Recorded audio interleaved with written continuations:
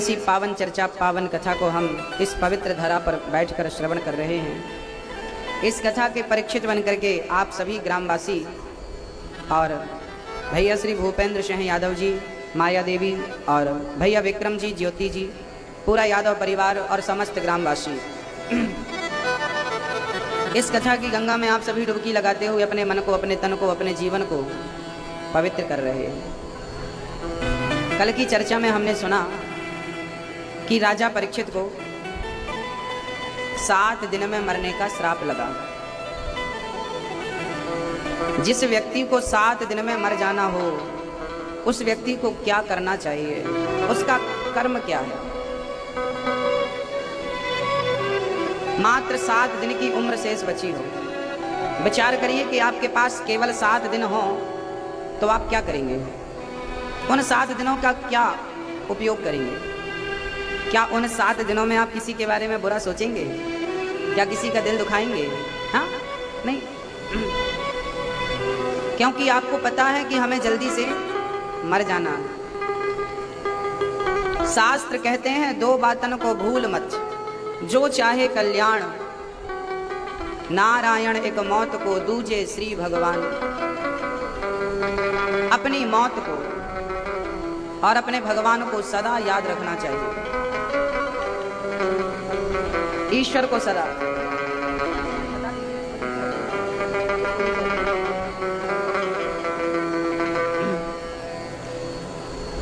दो बातन को भूल मत, जो चाहे कल्याण, नारायण एक मौत को, दूजे श्री भगवान। अपनी मृत्यु को सदा याद रखो। एक दिन हमें मर जाना है।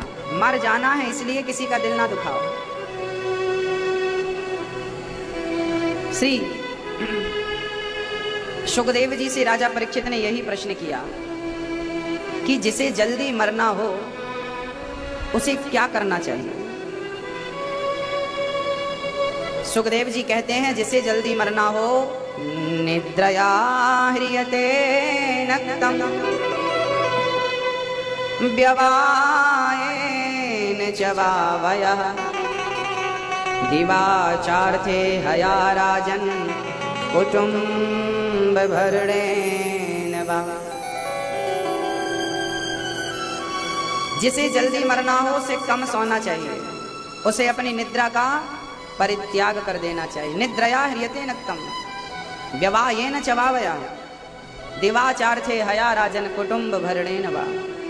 आज का प्राणी दिन भर काम करता है, केवल परिवार की चिंता होती है, आत्मकल्याण के बारे में कुछ नहीं सोचता। तो फिर क्या करना चाहिए मरने वाले को? बोली तस्मात् भारत सर्वात्मा भगवान ईश्वरो हरि, श्रोतव्यः कीर्तितव्यश्च स्मर्तव्यश्चेच्छिता भयम्। क्या करना है? तस्मात् भारत सर्वात्मा, सब में ईश्वर का दर्शन करना प्रारंभ कर देना चाहिए। अच्छा मैया एक बात बताओ, हम सबके भीतर कौन है? बताओ। ओ मैया ध्यान दो मेरी माँ। हम सबके भीतर कौन है? कौन है बताओ, जोर से बोलो। हम सबके भीतर कौन बैठा है? वो कौन है जो निकल जाता है तो हम मर जाते हैं? कौन है वो? कौन है वो? आत्मा। और आत्मा स्वरूप किसका है? आत्मा कौन है? बोले परमात्मा। ईश्वर ही आत्मा के रूप में आपके भीतर, हमारे भीतर, हम सबके जीव मात्र के अंदर वही परमात्मा आत्मा के रूप में समाया हुआ है। यदि हम किसी से नफरत करते हैं तो वो नफरत हम किससे कर रहे हैं? आपसे कर रहे हैं या आपके अंदर बैठे हुए उस परमात्मा से कर रहे हैं? क्योंकि आपसे तो कोई नफरत कर ही नहीं सकता।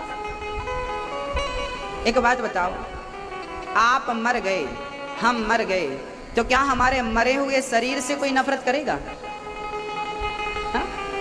कोई नहीं करेगा। जब तक हम जिंदा हैं तो लोग नफरत करते हैं, तो लोग घृणा करते हैं, तो हमसे असत्य बोलते हैं। मरने के बाद हमारे कोई हमसे घृणा क्यों करेगा? तो हमारी आत्मा निकल गई तो हम मर गए ना। आत्मा जब तक थी तब तक तो जिंदा ही थे। तो बताइए फिर घृणा किससे हुई? हम तो आत्मा के जाने के बाद भी थे। यदि आप कहते हैं कि मैं शरीर हूं, तो शरीर तो मरने के बाद भी रहता है, फिर उस शरीर से कोई घृणा करता है? जब तक आत्मा थी तो लोग घृणा कर रहे थे, तो वो घृणा आपसे नहीं थी, वो घृणा आपके अंदर जो विराजमान आत्मा उसी से तो लोग घृणा कर रहे हैं, जो कि करना नहीं चाहिए, क्योंकि सबके भीतर वही है। इसलिए हमारे गोस्वामी जी कहते हैं, सी राम मैं सब जग जाने। सबके भीतर परमात्मा का दर्शन करेंगे तो किसी के प्रति नफरत रहेगी ही नहीं। फिर तो जो भगवान मंदिर के अंदर दिखाई पड़ता है वही भगवान चींटी से लेकर हाथी के अंदर भी नजर आने लगेगा। स्त्री में वही, पुरुष में वही, बालक बालिका में वही, आप में वही, हम में वही, सबके अंदर वही ईश्वर समाया है, विद्यमान है। बैर किससे, घृणा किससे करें हम? घृणा की योग्य है कौन? इसलिए संत कहते हैं, तस्मात् भारत सर्वात्मा भगवान ईश्वरो हरे। सबके अंदर। सुखदेव जी कहते हैं, राजन, जिसे जल्दी मरना हो उसे घर परिवार का त्याग करके अधिक से अधिक समय भगवान के चिंतन में खर्च करना चाहिए, ज्यादा संग्रह नहीं करना चाहिए।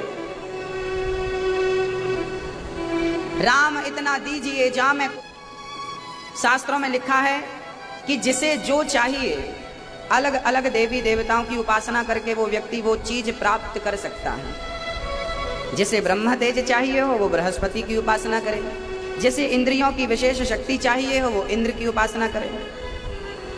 और अकामा सर्व कामो वा मोक्ष कामा उदारधि, जिसे संसार की इच्छाएं कामनाएं मिट गई हों जिसके अंदर, जो केवल ईश्वर को पाना चाहता है वो नारायण की उपासना करे, और नारायण की उपासना करेगा तो उनकी उपासना मात्र से तुम्हें जो चाहिए सब कुछ परमात्मा दे करके भेज देंगे। ले लो, भगवान के अंदर सब कुछ देने की सामर्थ्यता है, वो आपको सब कुछ दे सकते हैं, सब कुछ।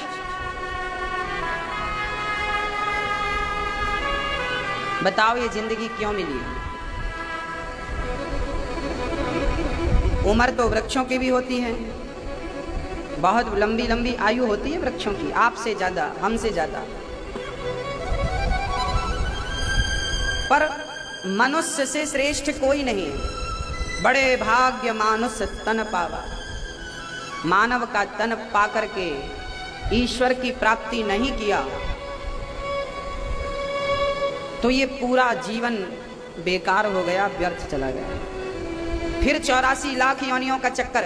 भाई 10वीं क्लास में फेल हो गया तो फिर पाठ 1 लेसन 1 से पढ़ना पड़ेगा कि नहीं? फिर पाठ 1 आएगा। जो पढ़ कर गया है फिर वही पढ़ना पड़ेगा। ऐसे ही मानव तन को पाकर ईश्वर को नहीं पाया तो फेल हो गया, फिर 84 का चक्कर। पुनरपि जननम पुनरपि मरणम पुनरपि जननी जठरे शयनम, बार बार जन्म मृत्यु जन्म मृत्यु। यहां तक आप पहुंच गए हैं, अर्थात मोक्ष तक पहुंच गए हैं, बस बहुत करीब हैं भगवान आपके।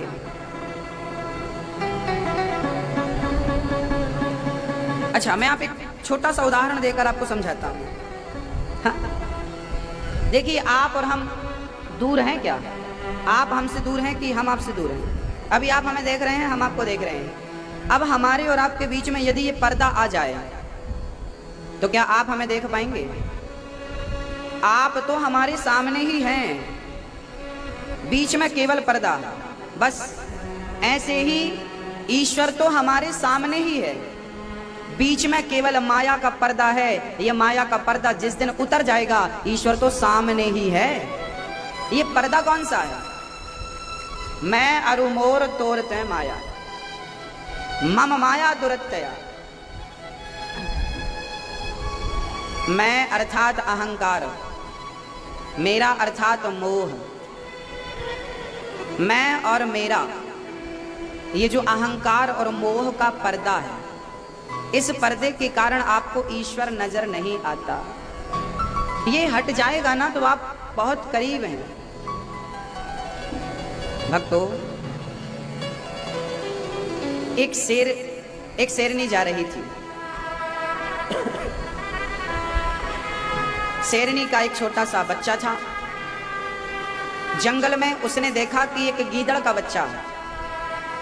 गीदड़ का बच्चा, उसकी माँ तड़प तड़प के मर गई और वो गीदड़ का बच्चा अपनी माँ के पास बैठा था। नवजात था, आज का ही जना हुआ।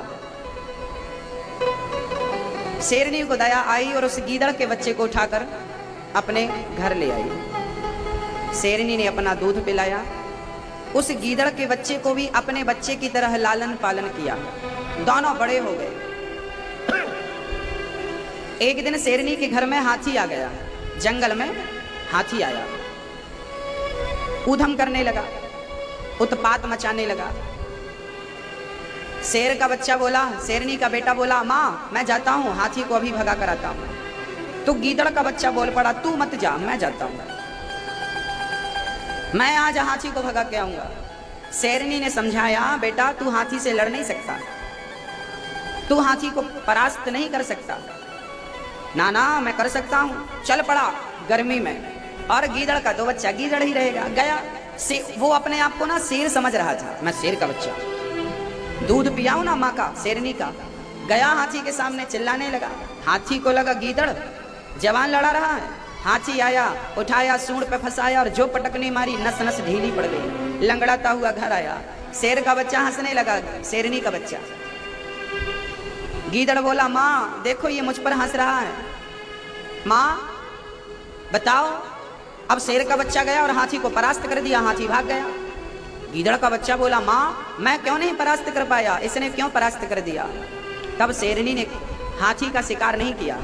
हाथी का शिकार किसी ने किया है तो केवल शेर ने किया है। हाथी का शिकार करने की शक्ति किसी के अंदर है, केवल शेर के अंदर है, गीदड़ के अंदर नहीं। ऐसे ही परमात्मा को पाने की शक्ति किसी के अंदर है, केवल मनुष्य के अंदर है। इन 84 लाख योनियों में मनुष्य ही ईश्वर को पाने की सामर्थ्यता रखता है। और मानव होकर आपने ईश्वर को नहीं पाया, आत्म कल्याण नहीं किया, जन्म मनुष्य के रूप में आपने क्यों लिया है, इस प्रश्न का उत्तर नहीं पाया, तो मानव का जन्म बेकार है, व्यर्थ है। केवल मनुष्य ही इस युग में ईश्वर को प्राप्त कर सकता है। मत गवाइए, आपकी हर श्वास करोड़ रुपए की है, 1 करोड़ की। एक श्वास 1 करोड़ की है। भगवान के घर से ना किसी को उम्र नहीं मिलती, भगवान के घर से सबको श्वास मिलती है। इतनी श्वास आपको लेना है, चाहे जल्दी ले लो, चाहे बचा बचा के रखो। जिस दिन श्वास पूरी हुई उस दिन छुट्टी, उसके बाद एक भी लेने को नहीं मिलेगी। श्वास श्वास में हरि भजो, वृथा श्वास मत खोयो, ना जाने से श्वास का आवन हो या न हो।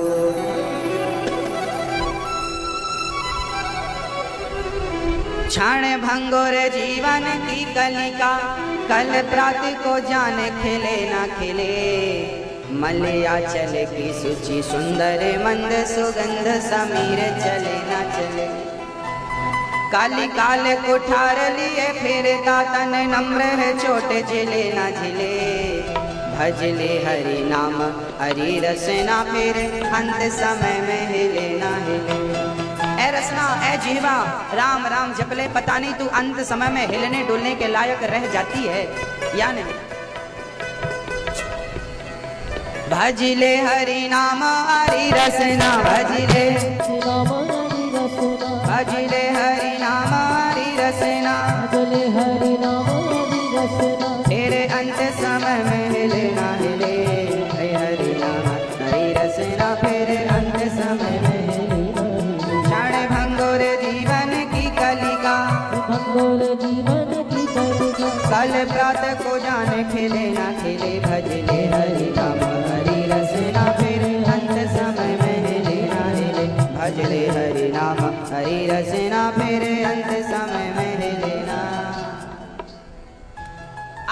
समय हमारी जीवा हिलती है या नहीं कोई नहीं जानता।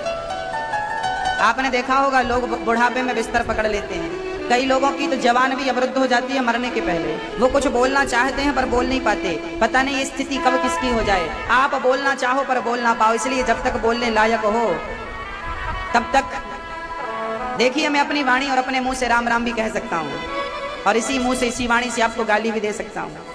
अब गाली देकर के अपनी वाणी को गंदा करना है या राम राम कह करके अपनी वाणी को पवित्र करना है, आप डिसाइड करिए आपको क्या करना है। समय का सदुपयोग करना है या दुरुपयोग करना है। भगवान बड़े दयालु हैं, भगवान जैसा कोई नहीं है मेरी माँ, भगवान जैसे तो केवल भगवान है। अच्छा बताइए भगवान का स्वभाव कैसा है? हाँ, आपका स्वभाव कैसा है बताओ। मैया, ओ मैया सुन लो मेरी माँ, बताओ आपका स्वभाव कैसा है? आपका स्वभाव अच्छा है या बुरा है वो तो आपको ही पता होगा। हाँ, आप किसी के प्रति कैसा भाव रखते हैं, अच्छा या बुरा, वो आपको ही पता होगा। मैं आपका स्वभाव नहीं जानता। यहां तो सब भले दिखते हैं, घर में ही पता चलता है कि कैसा है। मैं आपके स्वभाव को नहीं जानता पर मैं अपने कृष्ण के स्वभाव को बहुत अच्छे से जानता हूं। आइए मैं आपके सामने मेरे कृष्ण का स्वभाव रखता हूं, वो कैसे हैं। रूप तो अच्छा है, सुंदर तो है मेरे कृष्ण, अब उनका स्वभाव कैसा है। जब विदुर जी के यहां भगवान पहुंचे, दुर्योधन ने 56 भोग का निमंत्रण दिया। भगवान ने कहा दुर्योधन, पांडवों को कम से कम 5 गांव तो दे दो। शांति दूत बनकर गए भगवान, ज्यादा ना सही 5 गांव पांडवों को देना चाहिए। दुर्योधन बोला 5 गांव क्या, मैं सुई की नोक बराबर जगह भी पांडवों को नहीं दे सकता। अब भगवान ने कुछ कहा ही नहीं। दुर्योधन बिगड़ गया, भगवान पर टूट पड़ा, गुस्सा करने लगा। अहंकार कभी इतना बढ़ जाता है, अरे हमारी भी तो कोई इज्जत है, हमारा भी तो कोई सम्मान है। क्या बताएं, आपका सम्मान हो सकता है, आपकी इज्जत हो सकती है, पर मेरा कन्हैया कहता है कि मैं अपनी इज्जत अपना सम्मान भक्तों के लिए दांव पे लगा देता हूं। मेरा कोई सम्मान नहीं, मेरी कोई इज्जत मत करो। सच्चे भाव से एक बार पुकार लो। हाथी का पांव मगर ने पकड़ लिया, हाथी ने सूंड उठाकर बुलाया, ओम नमो भगवते तस्मै यद एतच्चिदात्मकं पुरुषायाद बीजाय परेशाया विधीमहि। हे प्रभु आओ मेरी रक्षा करो। लो भैया, हाथी ने बुलाया, भगवान दौड़ पड़े।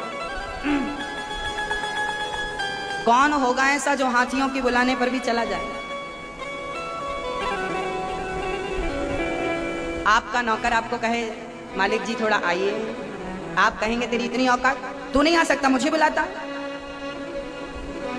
मुझे बोला तू नहीं आ सकता। पर भगवान जगत का मालिक जिसके रोम रोम में ब्रह्मांड लटक रहे हैं, वो एक साधारण सा भक्त बुलाता है, उसके कहने से दौड़ा दौड़ा चलाता है। ये भगवान की भगवत्ता है, ये उसकी महानता है। ब्रह्मांड निकाया निर्मित माया रोम रोम प्रतिवेद कहें। जिसके रोम रोम में ब्रह्मांड लटक रहे हों वो परमात्मा आपसे मिलने के लिए आता है और विदुरानी के घर बैठकर छिलकों का भोग लगाता। बताइए कौन होगा ऐसा? ऐसा कौन होगा जिसका स्वभाव इतना मधुर हो? ऐसे भगवान को भी आप ना भजें, ऐसे भगवान का भी आप चिंतन ना करें तो अभागी कौन है? हम अभागे हैं कि नहीं? जिनका स्वभाव ऐसा है कि वो आपके लाख बुराइयों को भूल जाते हैं और आपको हृदय से लगा लेते हैं, ऐसे भगवान को भी आप भूल जाएं तो क्या कहें हम। भक्तों, जब भगवान धराधाम को विदुर जी आए, 56 भोग खिलाया, कहा भगवान ने काका जी जो स्वाद मुझे इन छिलकों में आया वो आपके 56 भोग में नहीं है। हमारी माताएं पूछा करती हैं महाराज जी भगवान को भोग क्या लगाएं, क्या लगाएं, बताओ आप क्या लगाना चाहिए? माखन खिलाएं कि मिश्री खिलाएं, लड्डू चढ़ाएं, मेवा मिष्ठान चढ़ाएं, क्या भोग भगवान को पसंद क्या है? मेरी माँ भगवान को आप लड्डू खिलाओ, मेवा खिलाओ, रबड़ी खिलाओ, कुछ भी खिलाओ, यदि उसके पीछे प्रेम नहीं है तो वो सब कुछ बेकार है। और आप बासी रोटी, कल की रोटी घर पे बची हो और वो बासी रोटी नमक के साथ रख दोगी और सच्ची श्रद्धा से रखोगी तो वो बासी रोटियों का भी भोग लगाएगा। ये प्रश्न ही नहीं है कि वो क्या खाता है। लोग कहते हैं भगवान को मक्खन मिश्री बहुत पसंद है, बिल्कुल गलत है। मक्खन मिश्री भगवान को पसंद है, ये अफवाह बिल्कुल गलत है। जब माँ देवकी भगवान को मक्खन खिलाती है ना, तो भगवान माँ देवकी से कहते हैं, माँ आज के बाद मुझे मक्खन मत परोसना। अरे बेटा, मैंने तो सुना था तुझे मक्खन बहुत प्रिय है, बहुत पसंद है, तुझे मक्खन पसंद है। कन्हैया ने रोते हुए कहा, जब मैं इस मक्खन को देखता हूं ना, मुझे अपनी माँ यशोदा की याद आ जाती है। मुझे मक्खन पसंद है केवल माँ यशोदा के हाथों का, केवल यशोदा के हाथों का मक्खन पसंद है।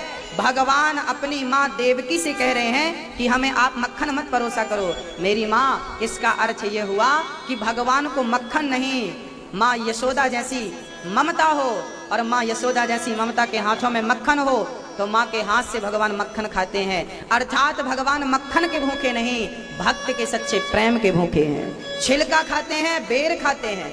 विदुरानी ने मक्खन नहीं खिलाया, छिलके खिलाए।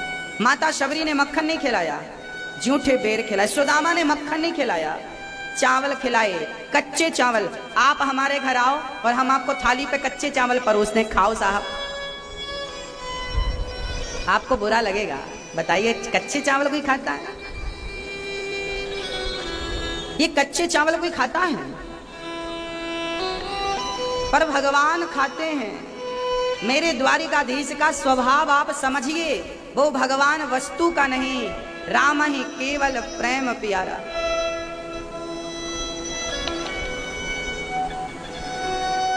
सुक्को बाई, महाराष्ट्र में एक लड़की का नाम था सुक्को। विट्ठल नाथ की नगरी में उसका जन्म हुआ। शादी 25 किलोमीटर दूर गांव में एक सेठ के घर हो गई।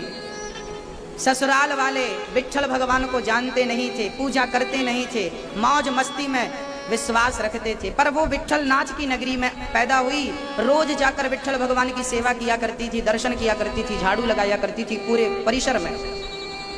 बड़ा प्रेम था विट्ठल नाथ से। ससुराल के लोग बहुत मारते थे, ये क्या कर रही है, विट्ठल विट्ठल लगाए बैठी है, काम धाम कर। तभी वहां पर कीर्तन करते हुए कुछ साधु वहां से गुजरी। विट्ठल विट्ठल विट्ठला पांडुरंग विट्ठला, विट्ठल विट्ठल। जैसे वृंदावन में बिहारी जी हैं, ऐसे महाराष्ट्र में विट्ठल नाथ हैं, विट्ठल भगवान ऐसे कमर में हाथ रख के खड़े हैं। सुक्को बाई वो बालिका संतों के पीछे, विट्ठल हाथ में कालिख लगी थी, बर्तन धुल रही थी ना, हाथ गंदे थे, और विट्ठल की ऐसी दीवानी, नाम सुनते ही आंखों में आंसू आ गए और मिलने का भाव जाग गया। पीछे पीछे संतों के चल पड़ी। विट्ठल विट्ठल विट्ठल विट्ठल विट्ठल विट्ठल विट्ठल विट्ठल, भूल गई सब कुछ। गांव के लोगों ने शिकायत कर दी, भाई आपकी बहू संतों के पीछे घूम रही है। ससुर ने जाकर उसके बाल पकड़ लिए और घसीट करके गांव के बीच से ला करके घर में कमरे में बंद करके खंबे से बांध दिया, कस करके बांध दिया। और जो सास ने आकर के थप्पड़ जमाने शुरू किए, 50 थप्पड़ जमाए गाल पे। पति ने आकर कोड़े बरसाए, ससुर ने आकर लात जमाई। कुल का नाम खराब करती है, संतों के पीछे पीछे घूमती है, ढोंग करती है, उसे कोई फर्क नहीं पड़ा। कमरे में बंद कर दिया परिवार वालों ने, पर वो बंधी बंधी, ना पानी पीने को मिला ना भोजन मिला। सास बोली तेरी यही सजा है, ना पानी मिलेगा ना भोजन, बंधी रहे। उस लड़की ने कहा, है विट्ठल, मुझे दुख इस बात का नहीं कि सास ने मार लगाई, ससुर ने मार लगाई, दुख इस बात का है कि आज भी तेरा दर्शन नहीं हो पाया। केवल दर्शन की चाह है, कुछ नहीं चाहिए, केवल तेरा दर्शन चाहिए। मैं धन दौलत नहीं चाहती, केवल एक झलक दर्शन तो दिखा। बस कहकर बेहोश हो गई। अब तो विट्ठल नाथ को रहा ना गया, स्वयं विट्ठल भगवान प्रकट हुए और उसे अपने हाथों से खोला और उसकी जगह पर खुद भगवान उसी की तरह बनकर बंध गए। उसे आजाद कर दिया। वो चल पड़ी, विठल विठल विठल कहती कहती गई, और यहाँ भगवान बंधे। सास ने दरवाजा खोला, आकर के 4 थप्पड़ जमाए। ससुर ने दरवाजा खोला, 4 कोड़े जमाए। पति ने दरवाजा खोला, पेट में 2-4 लात जमाया। उस समय ये लात कौन खा रहा था? इस समय स्वयं भगवान थप्पड़ खा रहे हैं, स्वयं भगवान लात खा रहे हैं। किसके लिए? केवल भक्त के लिए। खुद बंध गए और बंधन में बंधे हुए भक्त को आजाद कर दिया। बंधन से कोई मुक्त कर सकता है, केवल द्वारिकाधीश कर सकते हैं।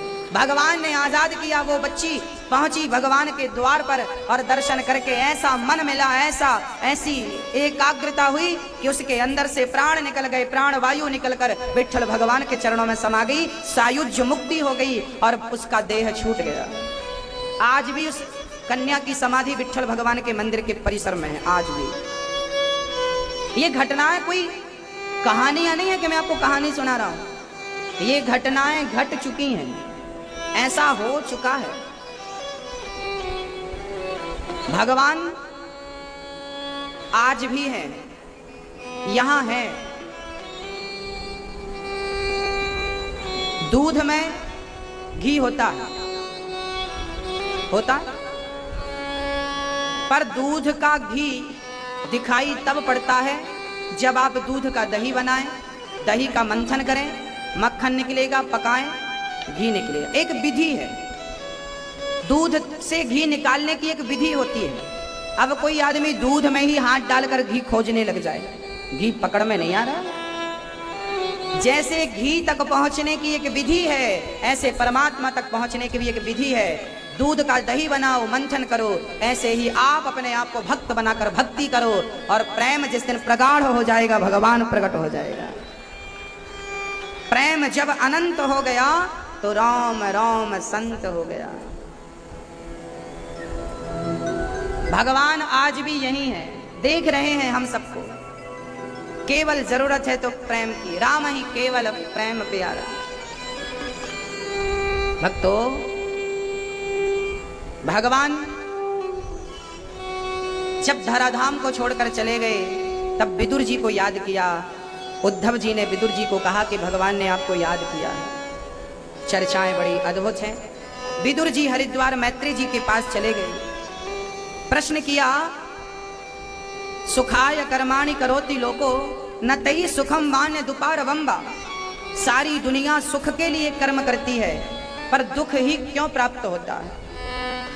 आप सब क्या चाहते हैं? सुख चाहते हैं, पर मिलता क्या है? इस संसार में सुख की कामना करते करते, सुख का सपना देखते देखते बुढ़ापा आ गया। क्या आपको सुख, पति का सुख मिला, पत्नी का सुख मिला, बच्चों का सुख मिला, भोगों का सुख मिला, खाने का सुख मिला, सोने का सुख मिला, पैसों का सुख मिला? यही सुख तो मिला। और ये सारे सुख तो नश्वर हैं, आज हैं, कल नहीं रहेंगे, परिवर्तनशील है। संसार में सुख कितना है? संसार का सुख कैसा है? रसगुल्ला खाते हैं, बड़ा अच्छा लगता है, बड़ा सुख मिलता है, पर पहला रसगुल्ला ही सुख देता है।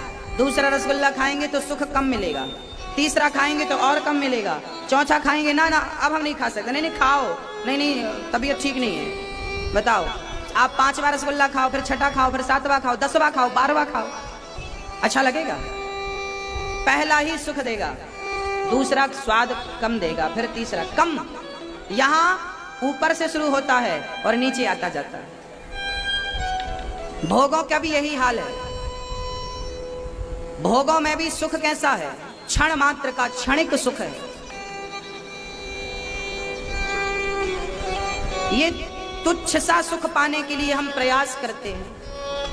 मेरी मां, भक्तों, संसार का सुख तुच्छ है, क्षणिक है, जबकि भक्ति में, प्रेम में, कृष्ण के भजन में ऐसा सुख है जो घटते क्रम में नहीं बल्कि बढ़ते क्रम में होता है। आज जितना सुख मिलेगा कल इससे डबल मिलेगा, भजन करने में इससे तिगुना मिलेगा, 10 गुना बढ़ता जाएगा। और संसार का सुख कैसा है? एक माँ का बेटा मेला में गुम हो गया, अब माँ चिल्लाने लगी, राम राम मेरा बेटा, भैया आपने मेरे बच्चे को देखा है? वो लाल शर्ट उसने पहन रखी है, कहाँ है, अनाउंस कराओ भैया, बच्चा कहाँ, सबसे पूछा, रोने लगी, मेरा बेटा मेरा बेटा मेरा बेटा, रो रही है, बेटा बेटा बेटा। थोड़ी देर बाद उसका बेटा मिल गया, और जैसे ही बेटा मिला, आहा दौड़ पड़ी, मानो संसार की हर खुशी मिल गई हो। उठाया बच्चे को, गले से लगाया, माथे को चूमा, गालों को चूमा, हृदय से लगाया, 1 मिनट तक लगा के रखा, चूमा, 2 मिनट तक लगा के रखा। फिर क्या हुआ? फिर लगाई रहेगी क्या? चल जा खेल। अपने से दूर कर देती है कि नहीं? पहले गले से लगाती है, फिर दूर कर देती है, चल खेल, हाँ या ना? संसार का सुख ऐसा ही है। भगवान के भजन में जो सुख है सबसे सबसे ऊंचा है, सबसे श्रेष्ठ है। विदुर जी ने कहा, भगवान अवतार क्यों लेते हैं? तब बताया, भगवान ने अवतार लिए। सबसे पहले भगवान नारायण भगवान ने अपने नाभि से कमल उत्पन्न किया। कमल पर ब्रह्मा जी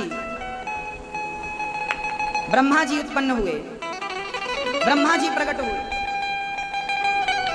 ब्रह्मा जी ने चारों वेदों का उन्हें ज्ञान हुआ। फिर ब्रह्मा जी ने संसार को उत्पन्न किया। सबसे पहले 4 बच्चे उत्पन्न किए ब्रह्मा जी ने, सनक, सनंदन, सनातन, सनत कुमार। इसके बाद ब्रह्मा जी ने मनु और शत्रुपा को जन्म दिया। मनु शत्रुपा ने जन्म तो ले लिया, पर पृथ्वी तो हिरण्याक्ष ने पाताल में छिपा रखी थी। तब 12 भगवान ने अवतार लेकर प्रकट होकर हिरण्याक्ष को मारकर पृथ्वी की स्थापना की। 12 भगवान, बोलिए 12 भगवान की जय। 12 भगवान ने अवतार लिया, हिरण्याक्ष को मारा, और मनु शत्रुपा की 5 संतानें हुई, आकुति, देवहूति, प्रसूति। इस संसार में सबसे पहले कौन आया? स्त्री आई या पुरुष आया? बताओ कौन आया? मैथुनी सृष्टि जब से प्रारंभ हुई, उस सृष्टि में सबसे पहले स्त्री का जन्म हुआ। पहले स्त्री आई, फिर पुरुष आया। उस पहली स्त्री का नाम क्या था? आकुति, फिर देवहूति, फिर प्रसूति। ये 3 बेटियां मनु जी की। आकुति का विवाह रुचि प्रजापति से हुआ, देवहूति का विवाह कर्दम जी से हुआ, और प्रसूति का विवाह दक्ष प्रजापति से हुआ। आकुति के यहाँ साक्षात कपिल भगवान प्रकट हुए। कपिल भगवान ने अपनी मां देवहूति को सांख्य शास्त्र का उपदेश किया। कर्दम जी ब्रह्मा जी के छाया पुत्र थे, कहा मेरी बेटी को स्वीकार करो, पत्नी के रूप में स्वीकार करो। कर्दम जी बोले ठीक है। कर्दम जी ने देवहूति से विवाह किया, और विवाह हुआ ही था कि कर्दम जी अपनी पत्नी से बोले मैं थोड़ा पूजा करके आता हूँ। जंगल में गए और जो ध्यान में बैठे, ऐसी समाधि लगी, 40 वर्ष बीत गए। 40 वर्ष तक नई नवेली दुल्हन बेचारी इंतजार ही करती रही अपने पति का, पर वो भी कम पतिव्रता नहीं थी, वो भी अपने पति की सेवा में लगी रही। पति को एक कपड़े से पोंछ देती, पति के आसपास झाड़ू लगा देती, और घास पत्ते खा खा करके अपना जीवन व्यतीत करती। राजा की बेटी थी, महलों में पली बढ़ी थी, आज घास फूस खा करके अपने पति की सेवा में लगी है। सोचिए, सारे लोग अपने अपने धर्म का, आज ये कलयुग क्यों है? लोग कहते हैं कलयुग आ गया। कलयुग क्या है? कलयुग चीज क्या है? कलयुग जैसा कुछ होता नहीं है। हमारी धारणाएं बदल गई, हमारे विचार बदल गए तो कलयुग आ गया।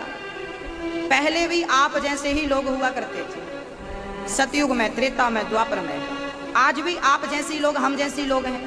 पहले भी सूर्य भगवान पूर्व दिशा से निकलते थे, पहले भी पीपल था, वटवृक्ष था, घास थी, नदियां थी, समुद्र था, पहाड़ थे, पक्षी थे, सब तो थे, गाय थी, सब ज्यों का त्यों था। हर कितना है, तब की विचारधारा अलग थी, आज की विचारधारा अलग है। तब सारे लोग अपने धर्म का पालन करते थे। उस जमाने में कोई झूठ नहीं बोलता था। सोचिए, आज गुड़गांव में, हरियाणा में, भारत में हर व्यक्ति, हर स्त्री, हर पुरुष, हर बच्चा, हर बच्ची सच बोलने लगे तो क्या आज कलयुग रह जाएगा? आप किसी से घृणा ना करें, किसी से कपट ना करें, किसी को धोखा ना दें, किसी की चुगली ना करें, किसी की निंदा। उस जमाने में कोई किसी की निंदा नहीं करता था, उस जमाने में कोई किसी की चुगली नहीं करता था। उस जमाने में लोग असत्य बोलने के पहले लाख बार सोचते थे, इसलिए वो सतयुग था। फिर त्रेता युग में लोग बोले ठीक है, बहुत ज्यादा सच भी नहीं बोलना चाहिए, तो सच थोड़ा कम हुआ तो त्रेता युग आ गया, सच और कम हुआ द्वापर आ गया, और सच बिल्कुल खत्म हो गया कलयुग आ गया। सतयुग में सच बोलने वाले 99 लोग थे, लाखों में एक झूठ बोलता था सतयुग में। फिर त्रेता युग में 80% सत्यवादी रहे, 20% झूठे लोग हो गए, त्रेता युग आ गया। द्वापर में 50% सत्य और 50% झूठ, त्रेता। और द्वापर में 99% झूठ और 1% सत्य, कलयुग आ गया। ये जहां झूठ की मात्रा ज्यादा हो वो कलयुग, जहां सत्य की मात्रा अधिक हो वो सतयुग। सतयुग, त्रेता, द्वापर क्या है? यही तो है। आप कहते हैं कलयुग है, कलयुग है नहीं। ये कलयुग की भी कुछ बातें आपको समझनी चाहिए। 4 युग होते हैं, सतयुग, त्रेता, द्वापर, और ये चारों युग हमारे जीवन में, चारों युग 24 घंटे में रिपीट होते हैं, चक्कर चलता है। कैसे? आइए, शायद आपको ये बात पता ना हो, आज समझ लीजिए। ये चारों युग कैसे चक्कर लगाते हैं? सुबह 4 बजे से लेकर सुबह के 9 बजे तक, प्रातः काल के 4 से सुबह के 9 बजे तक सतयुग चलता है, जहां हर व्यक्ति पूजा पाठ, कितना भी गंदा आदमी हो, पर सुबह सुबह ना उसका मन शुद्ध होता है, उसकी बुद्धि पवित्र होती है, अच्छे विचार होते हैं, वो भी अच्छी बातें करता है। जो बहुत शराबी होगा, बहुत गंदा होगा, हाँ, सुबह ना सबका मन शुद्ध होता है। इसलिए कौन सा युग है? सतयुग। ये सतयुग है, सवेरे 9 बजे तक। 9 बजे के बाद 10 बजे से लेकर शाम को 4 बजे तक त्रेता युग चलता है। त्रेता युग में राम जी वनवास चले गए थे। आप लोग भी सवेरे 10 बजे से शाम को 4 बजे तक वनवास चले जाते हैं। आपका पति दफ्तर की ओर काम काज के लिए, पत्नियां, माताएं, बहनें घर के काम में बड़ी व्यस्त हो जाती हैं, अर्थात सारे लोग वनवास के लिए चले जाते हैं। काम, आपके गुड़गांव में इतनी सारी फैक्ट्रियां हैं, 10 से लेके 4 बजे तक सारे लोग फैक्ट्रियों में रहते हैं, घर सूना होता है। त्रेता युग चल रहा है, जहां लोग वनवास की ओर है, यही तो वनवास है। द्वापर, शाम को 5 बजे से लेके रात्रि हुआ, भगवान कृष्ण ने मटकी तोड़ी, मक्खन खाया, रास रचाया। आप लोग भी शाम को अपने बच्चों के साथ क्रिकेट खेलते हो, आप भी अपने बच्चों के साथ शाम को खेलते हो। लड़के का पिता खेलता है लड़के के साथ, बेटे के साथ क्रिकेट, कबड्डी शाम को खेलते हैं। और चलो आज तुम्हें इंडिया गेट घुमा के लगते हैं, हाँ? शाम को घूमना फिरना, भगवान भी घूमते रहते थे, गोपियों के साथ खेलते रहते थे, कहीं ये लीला चल रही है, कहीं वो लीला चल रही है। तो शाम को जहां प्रेम की अधिकता हो वो द्वापर युग है। और फिर रात्रि के 10 बजे से लेके 9 बजे से लेके और 4 बजे 3:30 बजे तक, रात को 9:30 बजे से 3:30 बजे तक, जहां व्यक्ति केवल काम वासना भोग भोगना चाहता है, बस वो कलयुग है, वहां कलयुग चलता है। इसको एक दूसरे तरीके से समझते हैं। हृदय में जब धर्म जागता है, धर्म, हृदय में जब धर्म जागता है तो सतयुग चलता है। हृदय में जब कर्म जागता है, कर्म करना, तब त्रेता युग चलता है। हृदय में जब प्रेम जागता है तो द्वापर युग स्टार्ट होता है। और अंदर जो काम वासना जागती है तो कलयुग स्टार्ट हो जाता है। आपके अंदर कौन सी वासना कब जाग जाए ये आप ही जान सकते हैं। और जो चीज जब जाग जाए समझ लेना कि वो युग चालू हो गया। यदि हृदय में धर्म जागा, धर्म करने का भाव आया कि मैं भी दान कर लूं, मैं भी धर्म कर लूं, मैं भी पुण्य कर लूं, मैं भी कथा सुन लूं, ये भाव आया तो समझ लेना कि आपके भीतर सतयुग चल रहा है। कर्म करने की बात आई, मैं भी 2 पैसे कमाऊं, मैं भी कर्म करूं, कर्म करूं, कर्म करूं, तब समझ लेना त्रेता युग चालू हो गया। जब प्रेम जाग जाए, किसी के भी प्रति, कुत्ते से लेके, चींटी से लेके, हाथी से लेके, किसी के प्रति प्रेम जागता है, वो द्वापर युग होता है। और जब केवल वासना, केवल काम वासना जागे, तब समझना कि अब कलयुग स्टार्ट हुआ। चारों युग 24 घंटे में एक चक्कर लगाते। आप कौन, अभी कौन सा युग चल रहा है बताओ? अभी कौन सा युग चल रहा है? अभी आपके घर पे कलयुग चल रहा होगा, अभी आपके गांव में कलयुग चल रहा होगा, पर कथा की आवाज जहां जहां जा रही है वहां वहां तक सतयुग, त्रेता और द्वापर युग चल रहा है। जहां कथा है, जहां कीर्तन है, इसलिए हम कहते हैं कीर्तन रोज किया करो, रोज कीर्तन किया करो। अच्छा एक बात बताओ, देखो कितनी गर्मी है, गर्मी इतनी है, पर पीपल का पेड़ कहीं मिल जाए, वट वृक्ष कहीं मिल जाए, तो आप धूप में खड़े हो और सामने पीपल का पेड़ हो, तो आप धूप में खड़े होना पसंद करेंगे कि पीपल की छांव में? छांव में। धूप में गर्मी ज्यादा है, जबकि पीपल की छांव में गर्मी नहीं देती, व्यक्ति तरक्की नहीं करता। हाँ बोलो राधे राधे। करदम जी महाराज ने अपनी पत्नी को देखा, 40 साल से बैठी है, स्नान किया एक सरोवर में, जवान हो गई देवहूति। करदम जी ने भी सरोवर में स्नान किया, जवान हो गए, और दोनों ने कामक विमान की रचना करदम जी ने की, और कामक विमान में बैठ करके करदम जी भ्रमण किए हैं। आपकी 9 बेटियां हुई। करदम जी की 9 बेटियों का विवाह ब्रह्मा के 9 मानस पुत्रों से हुआ। कला, अनुसुईया, श्रद्धा, हविर्भू, गति, क्रिया आदि का विवाह हुआ। अंत में देवहूति के गर्भ से कपिल भगवान का जन्म हुआ। बोलिए कपिल देव भगवान की। कपिल देव जी महाराज का जन्म हुआ। कपिल जी के जन्म होते ही करदम जी घर छोड़ करके निकल पड़े। बच्चों का जन्म हो जाए, बच्चे बड़े बड़े हो जाएं, इसके बाद आप अपने मन को घर से हटाना शुरू कर दो। हाँ मैया जी, बच्चे बड़े बड़े हो गए, बच्चों की शादी हो गई, आपने अपने बेटे की शादी कर दी, बिटिया की शादी कर दी, बेटा भी खुश, बेटी भी खुश, नाती पोता सब कुछ है। अब बताओ आपका घर पे क्या काम रहा? आपका कोई काम रहा? अब बताओ, है कोई काम? आपके सारे कर्तव्य पूरे हो गए। एक पिता का कर्तव्य होता है कि वो अपनी बेटी का विवाह करें, अपने पुत्र को सही शिक्षा देकर उसे योग्य बनाए। यदि बेटी ब्याह गई, पुत्र योग्य बन गया, तो एक पुरुष का कर्तव्य अब पूरा हो गया। परिवार के प्रति अब एक ही कर्तव्य बचा है, भगवत प्राप्ति, ईश्वर को प्राप्त कर लेना आपका आखिरी कर्तव्य है। ये आपका कर्म है, आप नहीं करेंगे कौन करेगा? आज के जमाने में लोग ना बुढ़ापे में भी घर गृहस्थी में उलझे रहते हैं। सबका एक समय होता है मेरी माँ। हाँ, 80 साल का बूढ़ा आदमी क्रिकेट खेले, अच्छा लगेगा? चलो, उसको स्वस्थ रहने के लिए वो खेल रहा, ठीक है, पर सबकी एक उम्र होती है। अब 70 साल की उम्र में किसी के घर बेटा हो तो लोग हंसी नहीं करेंगे, वाह देखो बुढ़ापे में भी क्या सूझा। जो उम्र भजन, अब बताओ 70 साल की उम्र में कोई शादी कर ले, अच्छा लगेगा? हाँ, नहीं लगेगा।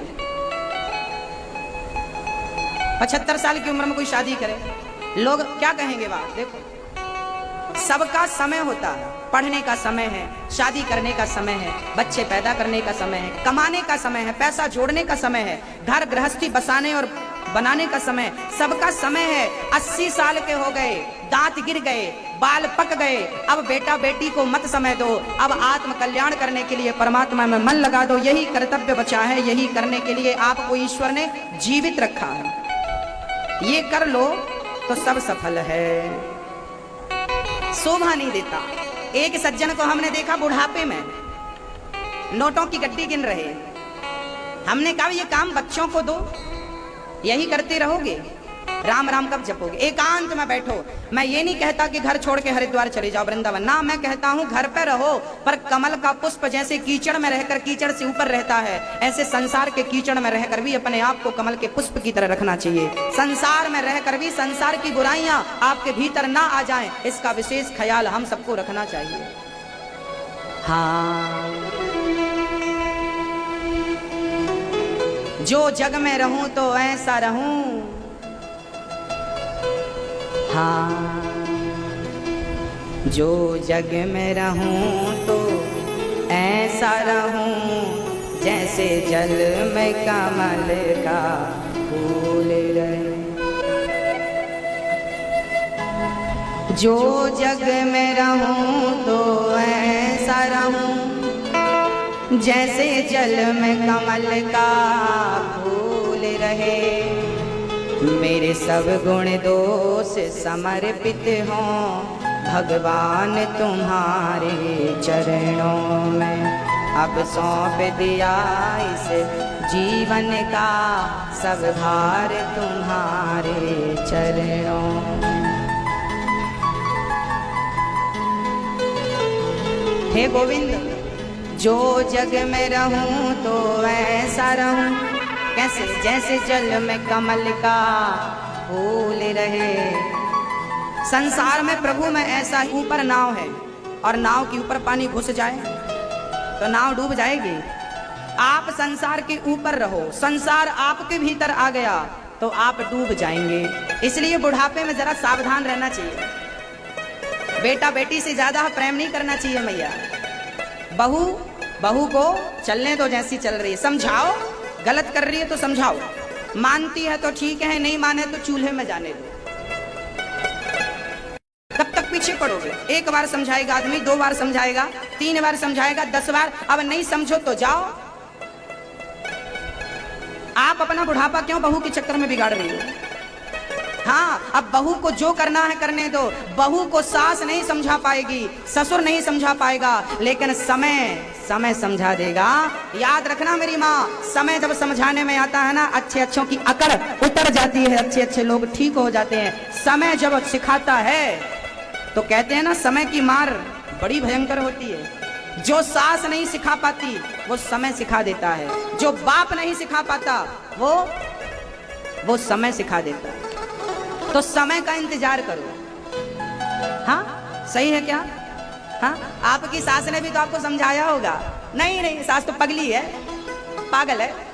पर जब समय की मार पड़ी ना तो सारी बहुएं ठीक हो गई। हाँ, अभी खून गर्म है ना, अभी टेढ़ी टेढ़ी चलेगी। जरा ये जवानी ढलने तो दो। जब खुद पर गुजरती है ना तब समझ में आता। हाँ, इसलिए मैं अपनी बूढ़ी बूढ़ी माओ से कह रहा हूं, बहुओं के चक्कर में अपना बुढ़ापा ना बिगाड़ो। हाँ, बहू के पीछे मत पड़े रहा करो। किनारा पकड़ो और प्रेम से राम राम जपो। जैसे रखे राम जी रहना चाहिए, और सीताराम सीताराम कहना चाहिए। जैसे रखे राम जी रहना चाहिए और सीताराम सीताराम कहना चाहिए। बस। करदम जी ने अपनी माँ को, देवहूति ने हाथ जोड़ करके कहा, प्रभु मेरा मन मेरे वश में नहीं है, मैं क्या करूं? मेरा मन बहुत परेशान करता है।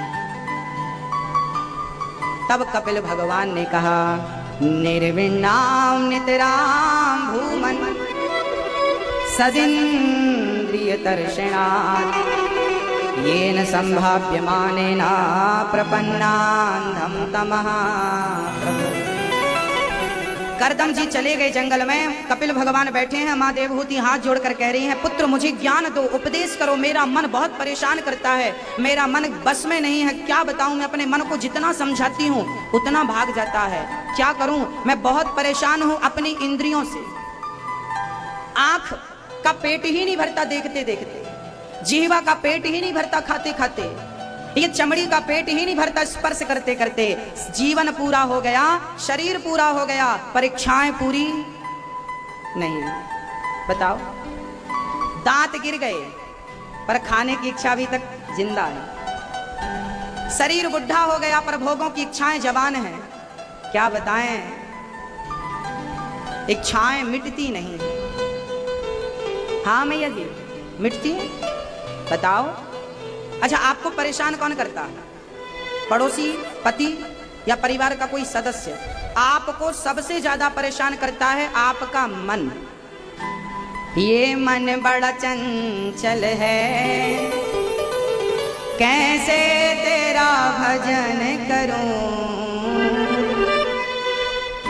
ये मन बड़ा चंचल है, कैसे तेरा भजन करूं। जितना इसे समझाऊं उतना ही मचल जाए। राधे तेरे चरणों की गर धूल जो मिल जाए राधे तेरे चरणों की, नजरों से गिराना ना, चाहे जितनी सजा देना,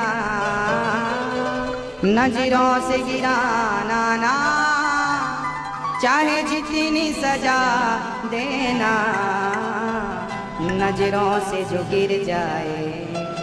कहते हैं पहाड़ से गिर जाएगा तो खड़ा हो जाएगा, पर नजरों से गिर जाएगा कभी खड़ा नहीं हो पाएगा। इसलिए नजरों से गिराना ना, चाहे जितनी सजा देना, मुझे अपना बना लो अब, नजरों से गिराना ना। मन की गति है अटपटी, झटपट लखे न कोई, मन की गति है अटपटी, झटपट लखे न कोई, मन की जब खटपट मिटे तो झटपट दर्शन हो। ये मन बड़ा चंचल है साहब, क्या बताऊं। कपिल भगवान कहते मां मन को वश में करना हो तो एक उपाय है। बोले मन को वश में करना हो तो कथा सुनो और कीर्तन सुनो, कीर्तन करो, कीर्तन और कथा से ही मन वश में होगा। क्या करना है मेरी माँ? कथा। और एक मैया मेरे पास आई, गुरुजी मैं बड़ी परेशान हूं।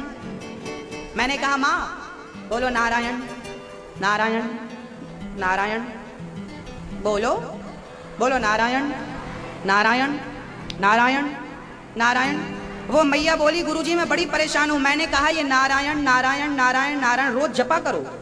अरे महाराज जी कोई और मंत्र बताओ, कुछ और बताओ, हम बड़े परेशान हैं। हमने कहा पास में कुआं है? हाँ है। हमने कहा जाओ कूद जाओ, इससे बड़ा फिर कोई उपचार भी नहीं है। अब हम कह रहे हैं कि भगवान का नाम जपो, इसी नाम के बल पर गणिका तर गई कि नहीं, इसी नाम पर अजामिल का दुख दूर हो गया कि नहीं, इसी नाम के बल पर शबरी को राम मिल गए कि नहीं। आज तुम उसी नाम को सुनकर कहती हो कुछ और बताओ, तो क्या बताएं? कुआं सबसे बढ़िया, सारा दुख समाप्त एक ही बार में। खाली कुआं होना चाहिए कि भरा? हाँ भरा होना चाहिए। और तैरना आएगा तो फिर भी नहीं तरेगी वो। तो मेरी माँ भगवान का नाम जपो सही, पर विश्वास के साथ। भगवान के नाम में इतनी ताकत है कि वो एक दुख क्या, जीवन का कोई भी दुख हो। अरे द्रौपदी की साड़ी खिंच रही थी, नाम किसका लिया बताओ? ना कृष्ण का नाम बुलाया। अजामिल ने मरते समय नारायण को बुलाया, द्रौपदी ने बुलाया तो द्रौपदी की साड़ी बच गई, लाज बच गई।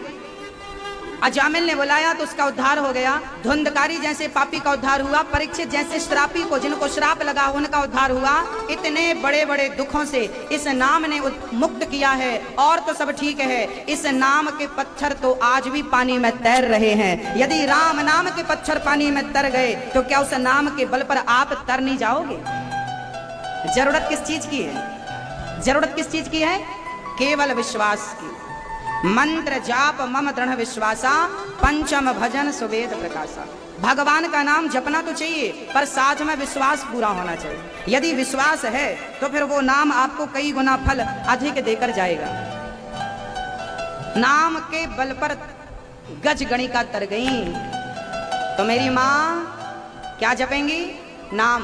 मन को वश में करने के लिए नाम बहुत जरूरी है, कथाएं बहुत जरूरी है, सत्संग का अच्छा माहौल जरूरी है। मन को वश में करना है।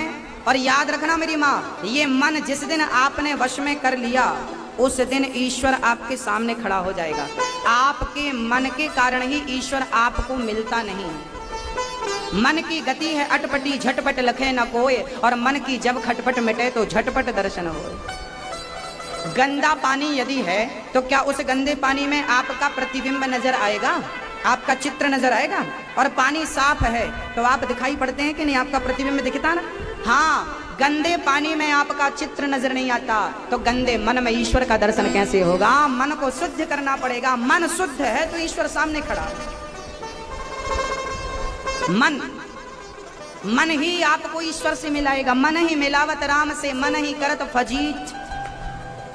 मन ही मुसीबत में डालता है, मन ही संसार में बांधता है और मन ही भवसागर से पार करता है। उदाहरण, माना कि ये लोहे का टुकड़ा है, एक लोहे का टुकड़ा पानी में डाल दो तो डूब जाता है, पर वही लोहे का टुकड़ा नाव में लगा दो, कुर्सी बना लो लोहे की और नाव पर रख दो, फिर आप उस पर बैठ जाओ तो क्या डूबेंगे? जो लोहा पानी में डूब जाता था वही लोहा नाव में लग जाए तो डूबता नहीं है, डुबाता नहीं है, पार लगा देता है। ऐसे ही ये मन लोहा है, ये मन यदि संसार में लग गया तो आपको डुबा देगा और मन ईश्वर में लग गया भवसागर से पार लगा देगा। मन एव मनुष्याणाम बंधनम मोक्ष कारणम, ये मन ही बंधन है, ये मन ही मोक्ष है। मुक्ति किसकी होती है? बंधन किसका होता है? बताओ, बंधन किसका है? मोक्ष किसका है? बताओ मेरी माँ, मरता कौन है? शरीर मरता है या आत्मा मरती है? कौन मरता है? कौन मरता है? शरीर मरता है, क्या आत्मा मरती है? आत्मा कभी नहीं मरती। अच्छा, आपको मैं पूछूं कि आप कौन हो? मैया, मन नहीं लग रहा है कथा में, बड़ी गप्पे चल रही हैं, थोड़ा ध्यान दो। मैं कौन हूं? मैं आत्मा हूं या शरीर हूं? मैं कौन हूं? मैं आत्मा हूं, मैं शरीर नहीं हूं। अब ये बताओ कि मरा कौन? शरीर मर गया, शरीर तो ऑलरेडी मरा था। आत्मा कभी नहीं मरती, आत्मा अजन्मा है, आत्मा स्वरूप की वो प्रतिबिंब है। तो भैया, मन ही बंधन है, मन ही मोक्ष है। एक बैल था सरोल गांव में, वो चला 100 किलोमीटर पर पहुंचा कहीं नहीं। बताओ कैसा बैल रहा होगा वो? बताओ कौन सा बैल? बोले कोल्हू का बैल था, गोल गोल चल रहा था, बीच में खूंटा गड़ा था, चल रहा था। अब गोल गोल चल रहा था, चला सुबह से शाम तक, पहुंचा कहां? कहीं नहीं, जहां से चला था वहीं खड़ा है। ऐसे ही हमारा मन भी संसार के खूंटे से बंधा है और खूंटे से मन बंधा है और फिर चल रहे हो तो पहुंचोगे कहां? कहीं नहीं, जहां से यात्रा शुरू की थी वहीं खड़े हो। जब तक मन संसार के खूंटे से खुलता नहीं है तब तक परमात्मा की प्राप्ति होती नहीं है। मन को संसार से खोलो, ये पत्नी है, ये बेटा है, बुढ़ापे में भूल जाओ कि कोई है आपका, बस याद ये रखो कि बस आपके तो एक ही गोविंद मेरो है, गोपाल मेरो। बुढ़ापे में बस ये लाइनें याद रहनी चाहिए ना पत्नी, पर बुढ़ापे में भी आदमी कहता है ये पत्नी मेरी है, ये बेटा मेरा। अच्छा, बुढ़ापे में आदमी घर बनवाता है ना तो वो घर दिखाता है सबको, आओ साहब हमने घर बनवाया, देखो। सबसे पहले टॉयलेट दिखाता है, हमने घर बनवाया, आओ हमारी टॉयलेट देख लो, ये हमारा बेडरूम है, ये हमारा हॉल है, ये हमारी किचन है, ये हमारी। हाँ, बुढ़ापे में बाल पक गए, कितनी तुमने माला जपा, कितना भजन किया वो नहीं पता, बस घर बनवाया। ये घर यहीं रह जाएगा पगले, ले जाओगे साथ में? जो ले जाना है वो कमाई बताओ कहाँ है? पायो जी मैंने राम रतन धन पायो, वो यहाँ पर वहां पर एक, यहाँ से एक तिनका भी नहीं लेकर जाओगे, सब धारा रह जाएगा। जो लेकर जाना है वो कब कमाओगे? हाँ, राम नाम का धन काम करेगा। भैया, मन जब तक खुलेगा नहीं मंजिल मिलेगी नहीं। आपको परेशान कौन करता है? मन कहता है मेरे पास भी गाड़ी होना चाहिए, मन कहता है मेरे पास भी बंगला होना चाहिए, मन कहता है कि उसके पास इतना बड़ा पेंडल सोने का, मेरे पास इतना सा, मेरे पास भी होना चाहिए। अच्छा, उसने 5000 की साड़ी पहनी, मेरे पास भी होनी चाहिए। ये कौन परेशान कर रहा है? उसके पास 4 चक्के की गाड़ी 10 लाख वाली है, मेरे पास 20 लाख की होनी चाहिए। कौन कह रहा है? पूरी जिंदगी ये मन आपको परेशान करता है, आप समझ ही नहीं पाते कि आपको परेशान कौन कर रहा है। इसलिए बड़े बड़े साधु संत कहते हैं कि अपने मन को अपने वश में करो, जितना चादर है उतना पांव पसारो, अर्थात संतोष का चादर कम है और इच्छाओं के पांव लंबे हैं। अब इच्छाएं जरा कम करो। बुढ़ापा आ गया, अब राम को पाने की इच्छा होनी चाहिए, कृष्ण को पाने की इच्छा, बाकी सारी इच्छाएं समाप्त हो जानी चाहिए। कहो मेरी माँ, होनी चाहिए तो करोगी? हाँ, माँ देव होती कपिल भगवान के ज्ञान से। कपिल भगवान ने कहा तितिक्षवः कारुणिकाः सुहृदः सर्वदेहिनां अजात शत्रवः शांता साधवः साधुभूषण। मैया जी बताओ आपका आभूषण क्या है? आपका आभूषण क्या है? हमारा आभूषण क्या है? बताओ। गुरु जी हमारा मंगलसूत्र ही हमारा आभूषण, देख लो। ये आभूषण नहीं है। शास्त्र कहते हैं तितिक्षवः कारुणिकाः, आपका सहनशील होना, आपका सरल होना, आपका सहज होना, आपका नम्र होना, आपका सत्य आपकी शोभा है, आपके आभूषण हैं। हमारा आभूषण क्या है? हमारी नम्रता ही, हमारे संस्कार ही हमारे क्या है? आभूषण है। हमारे शरीर में सोना ही सोना हो पर हमारा स्वभाव कर्कश हो, गंदा हो तो क्या शोभा होगी? याद रखना मेरी माँ, एक नारी की शोभा उसके सोना चांदी हीरा मोती रेशमी साड़ी से नहीं, एक नारी की शोभा उसकी नम्र उसकी नम्रता से, उसकी मधुर वाणी से उसकी शोभा है। हमारी आपकी शोभा क्या सोना चांदी से होगी? हमारी वाणी ही, हमारी नम्रता ही, हमारे संस्कार ही हमारे आभूषण हैं, वही हमारी संपत्ति है। किसी के कान में हीरा, किसी की नाक में हीरा, किसी के हाथ में सोना, किसी के नाक में सोना, किसी के कान में हीरा, किसी की नाक में हीरा। क्या कहें हम आपसे, हमारे तो श्याम ही हमारे हीरा हैं। तुम्हें काम हीरे से, हमें तो काम उस हीरे से है जो सबसे बहुमूल्य हीरा। तो सबसे बड़ी संपत्ति आपकी भक्ति है, सबसे बड़ी संपत्ति आपका प्रेम है। आप बहुत धनवान हैं पर आपके घर से किसी भिखारी को रोटी भी नहीं मिलती, धिक्कार है आपकी संपत्ति पर। बताओ, बहुत सुंदर है, बहुत धनवान है पर आप किसी को प्यार से बोलते भी नहीं, प्यासे को पानी भी आप नहीं पिलाते।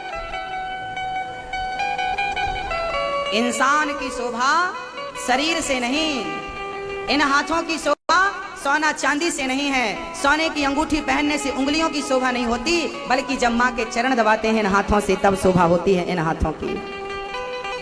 आंख बहुत सुंदर है लेकिन इन आंखों की शोभा तब है जब इन आंखों से गोविंद का दर्शन किया जाए। ये कान होना तब सार्थक है जब इन कानों से फिल्मी गाने नहीं गोविंद की कथा सुना जाए। इन पांव का होना तब सार्थक है जब पांव से चलकर शराब की दुकान वैश्या के घर नहीं बल्कि चलकर के बिहारी जी का दर्शन किया जाए, कथा भागवत में चलकर पहुंचा जाए, तब इन पांव का होना सफल है। इस वाणी का होना तब सफल है जब किसी को गाली दिया जाए तब नहीं, जब किसी का दिल दुखाया जाए तब नहीं, जबकि इस वाणी से किसी रोते को हंसाया जाए और इस वाणी से भगवान का नाम लिया जाए तब वाणी का होना सफल है।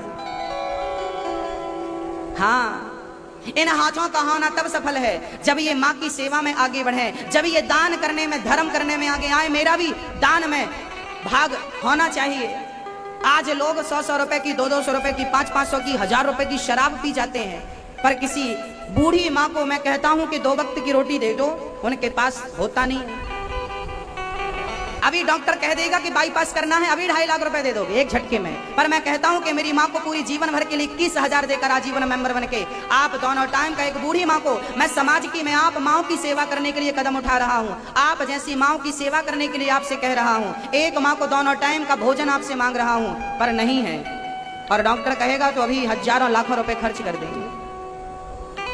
जब आप धर्म से नहीं जुड़ते तो याद रखना, धन की 3 गतियां होती हैं। धन की 3 गति होती है। दान, या तो धन से दान कर लो,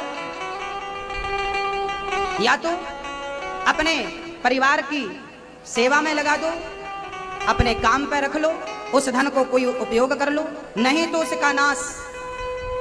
दान, भोग और नाश, या तो दान कर लो या तो उसका भोग उपयोग कर लो, नहीं तो धन की तीसरी गति नाश, धन का नाश हो जाएगा। रावण की लंका सोने की थी, सबसे लेता था, देता कुछ नहीं था। कहां गई वो लंका? आग लग गई कि नहीं ऐसी लंका में? ऐसे धन में आग लग जाता, ऐसे धन में आग लग जाती है जो धन केवल अपने लिए, दूसरों के लिए ना हो। ना मेरी माँ, मैं 100 रुपए कमाता हूं तो मेरी उस 100 रुपए की कमाई में 4 लोगों का भाग होता है। आप कमा रहे हैं, बताइए, मैं कमाता हूं तो मैं टैक्स देता हूं कि नहीं? मैं देता हूं। आप टैक्स देते हैं कि नहीं? मेरी कमाई पर सरकार की हिस्सेदारी है। है या नहीं? आप चोरी करें, हम चोरी करें, अलग बात, पर हिस्सेदारी तो है, इनकम टैक्स देना पड़ता है। हमारे धन का सबसे पहला उपयोग है टैक्स। हम अपने राजा को, हम अपने देश को टैक्स चुकाएं, जिससे देश मजबूत होगा। दूसरा, हम अपना धन अपने ही काम में लगाएं। 100 रुपए में 25-25 रुपए के 4 भाग बनाएं। एक भाग अपने धन को बढ़ाने में खर्च करें, दूसरा भाग परिवार की सेवा में रखें, तीसरा भाग आगे के लिए बैंक में सेव करके रखें, और चौथा भाग दान पुण्य धर्म कर्म के लिए हम चौथा भाग रखें। तब हमारा वो 100 रुपए कमाना सफल होगा। जितनी जरूरी परिवार की सेवा है, उतनी ही जरूरी समाज और देश की सेवा है। टैक्स देना चाहिए ईमानदारी से, हमारा भारत मजबूत होगा। दान करना चाहिए ईमानदारी से। 100 रुपए कमाओ तो 10 रुपए दान के लिए अलग रखो। 1 लाख का फायदा हुआ है तो 1000 रुपए दान करने में क्या घट रहा है? 10,000 दान करने में क्या घट रहा है? दान करने से क्या होगा? बोले डीजल पेट्रोल जैसा निकलता है ना, वैसा इंजन में नहीं डाला जाता, उसे फिल्टर करके पहले शुद्ध किया जाता है, तब वो गाड़ी का इंजन चलाता है। ऐसे ही जब आप दान करते हैं तो दान करते ही आपके धन पे जितने दोष होते हैं, भाई धन में भी दोष होता है। हम कमाते हैं, पता नहीं कैसा धन है, किसने कैसे दिया, वो दोष कैसे दूर होगा? बोले जब हम उस धन से धर्म करेंगे, किसी बूढ़ी माँ को भोजन कराएंगे, उस धन का दोष समाप्त होगा और फिर वो धन शुद्ध होगा और वो धन हमारे परिवार को समृद्धवान बनाएगा। आज लोग शिकायत करते हैं, गुरुजी धन बहुत है पर शांति नहीं है, क्योंकि आपका धन दूषित हो गया।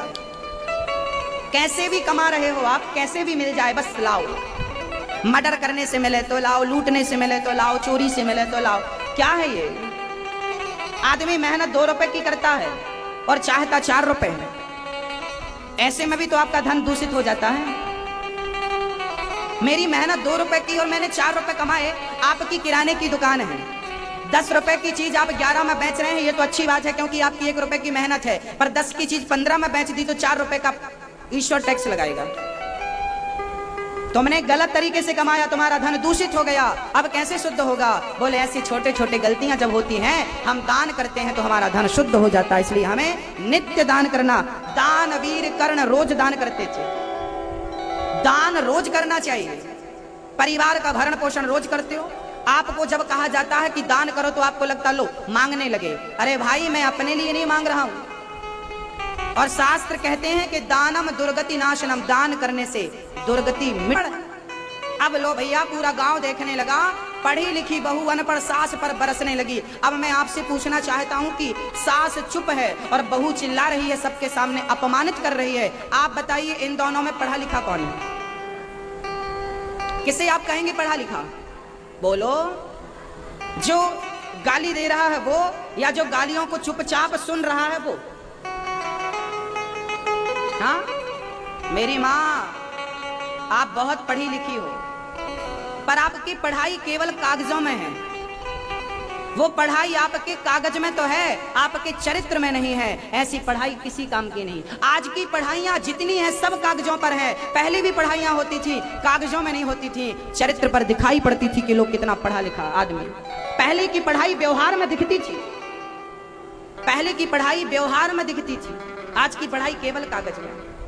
आज का पढ़ा लिखा बेटा अपनी माँ को आंख दिखाता, और पहले का अनपढ़ बेटा अपने माँ के पांव दबा करके अपने आप को खुश नसीब समझता था कि मैं माँ की सेवा कर रहा हूँ। पहले का अनपढ़ था, आज का पढ़ा लिखा। पहले अनपढ़ लोग थे तो भारत में एक भी वृद्धाश्रम नहीं था, आज पढ़े लिखे लोग ज्यादा हैं तो हजारों वृद्धाश्रम हैं। हाँ आप भी बहुत पढ़े लिखे हैं। आप इतने पढ़े लिखे हैं कि आपको किसी ने एक गाली दे दी तो आपको बर्दाश्त नहीं होती। धिक्कार है आपकी ऐसी पढ़ाई पर। अरे पढ़ाई वो है, भगवान कृष्ण को शिशुपाल ने 100 गालियां दी थी। यदि मैं समझदार हूं, यहाँ कोई मूर्ख आदमी आ जाए और मुझे गालियां देने लग जाए, यहाँ गालियां मुझे देने लग जाए, तो क्या मुझे गालियां देना चाहिए? और यदि मैंने गालियां दे दी तो उसकी मूर्खता में और मेरी समझदारी में अंतर क्या रहा? फिर हम दोनों एक हो गए, फिर मेरी पढ़ाई बेकार है। मैंने इतनी पढ़ाई करी, मैं इतना पढ़ लिख करके यहाँ तक पहुंचा और मैं एक गाली सहन नहीं कर पाया। धिक्कार है अनिरुद्धाचार्य को। यदि मैंने गाली नहीं पचाई तो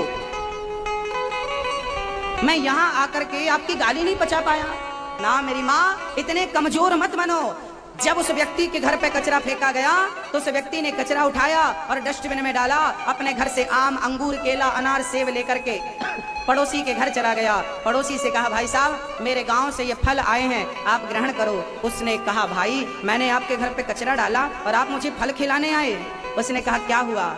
आपके पास कचरा था, आपने मुझे कचरा दिया, मेरे पास फल थे, मैंने आपको फल दिया। जिसके पास जो होगा वही देगा। आपका संस्कार कचरा फेंकने का था, मेरे संस्कार फल देने के हैं। फर्क ये आपने मुझे गाली दी, ये महत्वपूर्ण नहीं है, यहां मेरे संस्कारों का परिचय हो रहा। आपको लगता है ना गुरुजी हमें गाली बर्दाश्त नहीं होती, तो तुम इंसान हो ही नहीं। ये तो बात ऐसी होगी कि कुत्ते ने हमें काटा, हम भी कुत्ते को काटेंगे। तेने मेरे पाँव में काटा, मैं भी काटूंगा। तो आपने कुत्ते को काट लिया, कुत्ते ने आपको काट लिया, हिसाब बराबर। सास ने बहू को गाली दे दी, बहू ने सास को गाली दे दी, हिसाब। दोनों मूर्ख। समझदार वो है जो इन गालियों को सहन करे। ये मंदिर में जो पत्थर है ना, ये भगवान है। एक पत्थर वो है जो मंदिर में मूर्ति बनकर बैठा है, एक पत्थर वो है जिस पर आप बैठी हो। ये भी पत्थर है, ये भी पत्थर है। एक दिन इस पत्थर ने इस पत्थर से कहा, यार पत्थर तू भी है, पत्थर मैं भी हूँ। तुझे लोग आकर के मत्था टेकते हैं, तुझे आकर हाथ जोड़ते हैं, जल चढ़ाते हैं, आरती उतारते हैं, और मेरे ऊपर पांव रख रख के और यहाँ तक कि नारियल तोड़ करके चले जाते हैं। तब इस पत्थर से उस पत्थर ने कहा कि यार पत्थर तू भी है, पत्थर मैं भी हूं। फर्क इतना है कि जब किसी मूर्तिकार ने तुझे मूर्ति बनाने के लिए उठाया था तो छेनी और हथौड़ी की चोट मारी थी, वो चोट खाकर तू टूट गया था, इसलिए तू कंकड़ बन गया, और मैं वो चोट सहता गया, छेनी हथौड़े की सहता गया, आज भगवान बन करके बैठा हूं। जो पत्थर चोट खा के टूट गया वो कंकड़ बन गया, जो पत्थर चोट सह गया वो शंकर बन गया। पत्थर भी सहन करता है इसलिए भगवान बनता है। भगवान की आंख देखे आपने, भगवान की आंख में छेनी हथौड़ी चलती है तभी आंखें बनती उंगलियों पर। ये पत्थर भी ऐसी भगवान नहीं बन जाता, लाखों चोट खा खा करके भगवान बनता है। लोग कहते हैं पत्थर के भगवान क्यों होते हैं? पत्थर जैसी सहनशीलता आपके अंदर आ जाएगी ना, आप भगवान बन जाओगे। आए तो सही, मैं आपको भगवान का दर्जा देता हूं। जिस दिन आ जाएगी आप भगवान हो, आप भगवान हो। मेरी मां सहन करना पड़ेगा। भगवान शंकर जी अपमान सहते गए, बाद में दक्ष ने यज्ञ किया, माता सती गई, उस सती ने जलकर यज्ञ में भस्म हो गई, बाद में पार्वती बनी, शंकर जी का विवाह संपन्न हुआ। मनु जी महाराज के 3 पुत्रियों की चर्चा पूरी हुई। अब 2 बेटे, प्रियव्रत, उत्तानपाद। उत्तान एक राजा की 2 पत्नियां हैं, सुनीति और एक बच्चा भी है दोनों को। पर राजा प्यार किससे करते हैं? सुरुचि से ज्यादा प्यार करते हैं, क्योंकि वो सुंदर थी। सुनीति से प्रेम कम है। सुनीति को घर से निकाल दिया सौतेली ने, सौत ने, चल घर से बाहर निकल। अच्छा, घर में जिसकी चलने लग जाए ना, वो अपने आप को सब कुछ समझ लेता, फिर वो अपनी अकड़ सब पे दिखाता, हमें नहीं जानते। जबकि होना तो ये चाहिए था कि यदि आप ज्यादा घर के जिम्मेदार व्यक्ति हैं तो आप सहज और सरल बन जाएं, सबको लेकर चलें, ना कि अपनी अकड़ दिखाएं। घर परिवार में यदि आपने अकड़ अपनों के बीच में दिखाई, याद रखना उन रिश्तों को टूटने में ज्यादा देर नहीं लगेगी। अकड़ तो कहीं नहीं चलती साहब, घर में और कैसे चलेगी? अब अपनी सास से आप अकड़ दिखाओ, अपनी बहू से आप अकड़ दिखाओ, अपने पति अपनी पत्नी से अकड़ दिखाओ, ये कोई समझदारी है? हाँ या ना? समझदारी है? आप अपने पति से अकड़ो, पति आपसे अकड़े, बेटा आपसे अकड़े, आप बेटे से अकड़ो। सुनीति को घर से निकाल दिया, घास की झोपड़ी बनाकर सुनीति रहने लगी। सुनीति को शिकायत नहीं थी, प्रेम से रहती, खुश रहती। एक दिन सुनीति का बेटा ध्रुव चल पड़ा अपने पिता की गोद में बैठने के लिए। पिताजी मुझे अपने गोद में बिठा लो। पिता ने कहा तू इस गोद में बैठने का हकदार नहीं है, चल यहां से।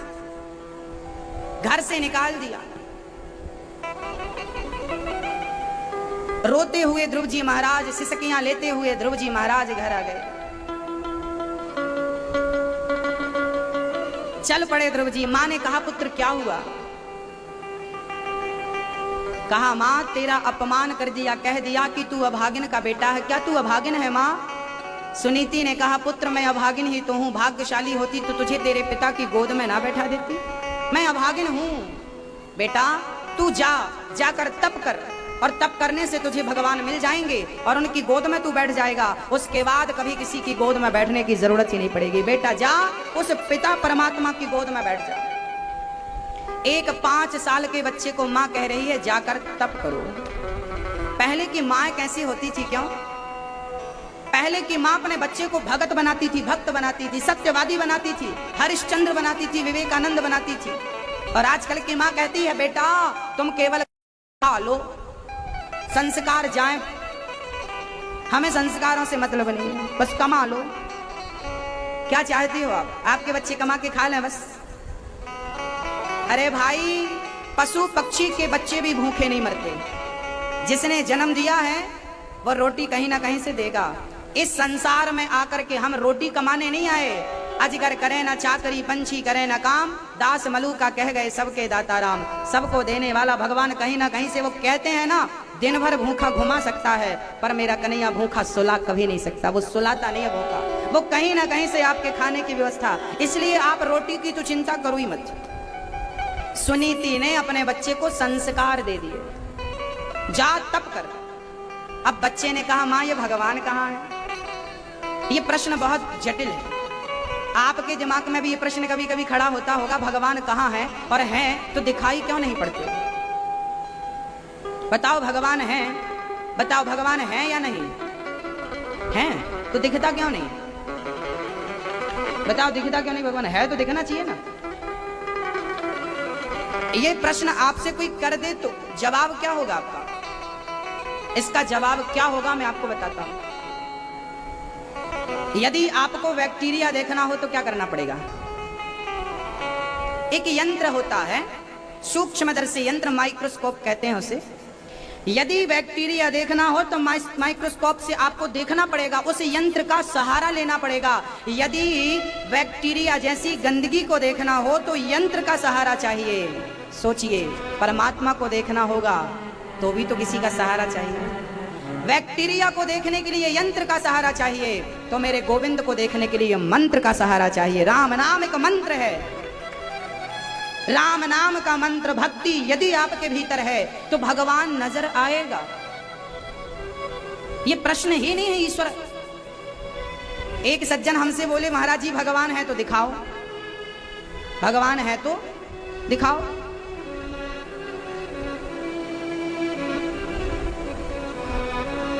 तभी एक संत जी ने आकर उसके गाल में जोर का थप्पड़ मार दिया। ले भगवान, उसने गाल पकड़ लिया। अरे महाराज जी आपने मार दिया? महात्मा जी बोले हमने थोड़ी मारा। अरे बोले बहुत दर्द हो रहा है, आपने बहुत कस के मारा है। तो संत जी बोले ये बता, तुझे दर्द हो रहा पर मुझे कहीं दिखाई नहीं पड़ रहा, वो दर्द कहाँ है? दर्द है तो मुझे दिखा। नहीं नहीं, दर्द दिखता नहीं है। तो हमने कहा दर्द दिखता नहीं है, इसका मतलब है ही नहीं, तो दिखेगा कहां से? बोले ना ना, दर्द है पर दिखाई नहीं पड़ता। हमने कहा ऐसे ही दर्द होता है पर दिखता नहीं, ऐसे कृष्ण होता है पर दिखता नहीं। जैसे दर्द को केवल अनुभव किया जा सकता है, ऐसे भगवान का केवल अनुभव किया जा सकता है। ये अनुभव का सब्जेक्ट है, ये देखने और दिखाने का सब्जेक्ट ही नहीं है। आप अपना दर्द दिखा दो, हम अपना भगवान दिखा देंगे। है सामर्थ्यता ना? ध्रुव जी महाराज विश्वास के साथ माँ ने कहा जा तुझे संत मिलेंगे। ध्रुव जी चल पड़े।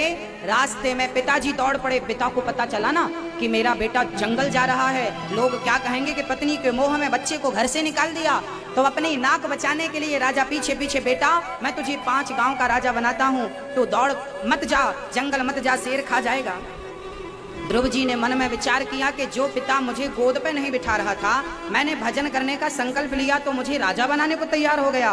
भजन करने का, ईश्वर को पाने का केवल मन बनाया तो ये हालत है, और उसे प्राप्त कर लूंगा तो पता नहीं क्या हो जाएगा। अब तो ध्रुव जी चल पड़े। रास्ते में नारद जी मिल गए और नारद जी ने मंत्र दे दिया, ओम नमो भगवते वासुदेवाय। बोलो ओम नमो भगवते वासुदेवाय, ओम नमो भगवते वासुदेवाय, ओम नमो भगवते वासुदेवाय। बोलो मेरी माँ, दोनों हाथ उठाकर ओम नमो भगवते वासुदेवाय, ओम नमो भगवते वासुदेवाय। नारद जी ने यही 12 अक्षर मंत्र दिया। ध्रुव जी ने इस मंत्र को प्रेम पूर्वक जपना प्रारंभ कर दिया। ध्रुव जी ने व्रत ले लिया, आज से मैं व्रत लेता हूं, जब तक भगवान को नहीं प्राप्त कर लेता अब मैं कभी घर वापस नहीं जाऊंगा। मैया जी आप लोग भी व्रत करती हो, हाँ या ना? व्रत का अर्थ क्या है? व्रत का मतलब क्या होता है? व्रत के दिन क्या नहीं खाते? अन्न नहीं खाते, दाल चावल सब्जी रोटी नमक मिर्ची मसाला हल्दी कुछ नहीं खाते। हाँ, पर रबड़ी मिल जाए तो छोड़ते नहीं हो महाराज जी हम। बस साबूदाना की खीर मिल जाए, खिचड़ी मिल जाए तो खूब गप गप गप खा लेते हैं। क्यों खाते हैं? व्रत है हमारा। साबूदाने से परहेज नहीं, रबड़ी से परहेज नहीं, अन्न से परहेज हुआ। सच्चाई तो यह है कि आप लोगों ने परिभाषाएं समझी ही नहीं। व्रत किसे कहते हैं? अन्न को त्याग देना व्रत है, रोटी को छोड़ देना व्रत है। यदि रोटी ना खाने से भगवान मिल जाए तो लोग भूखे क्यों मर जाते हैं? भगवान को नहीं प्राप्त कर लेंगे। लोग भूखे मर जाते हैं, भूखे रहने से भगवान मिलता तो भूखा मरता क्यों? भगवान को नहीं प्राप्त कर लेता।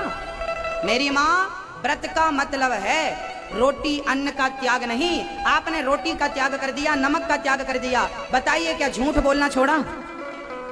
बताओ, हाँ या ना? बताओ, झूठ बोलना छोड़ा? नहीं। क्रोध करना छोड़ा?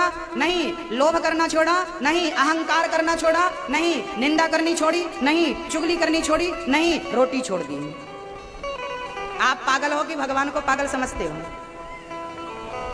वो बेवकूफ नहीं है, वो सब जान रहा है। रोटी छोड़ देना सरल है, पर झूठ छोड़ देना बहुत कठिन है। मैं आपसे केवल निवेदन कर रहा हूं, व्रत रखना चाहिए। हफ्ते में एक दिन नहीं खाने से पेट वेट ठीक रहता है, शरीर स्वस्थ रहता है। नहीं खाना चाहिए, अच्छी बात है। एकादशी को अन्न नहीं खाना चाहिए, सच्ची बात है, शास्त्र कहते हैं।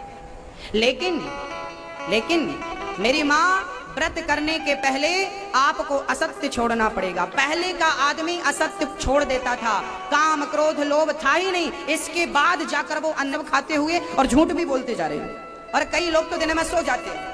क्यों सो रहे हैं? जागेंगे तो भूख लगेगी ना, सो रहे हैं। ये व्रत चल रहा है इनका, आज तक मिला ऐसे में भगवान। मेरी माँ, व्रत का मतलब है संकल्प। आइए आज से हम व्रत लेते हैं, आज से हम व्रत लेते हैं कि कभी अहंकार नहीं करेंगे। उठाओ हाथ, कहो आज से हम व्रत लेते हैं कि कभी अहंकार। ये क्या है?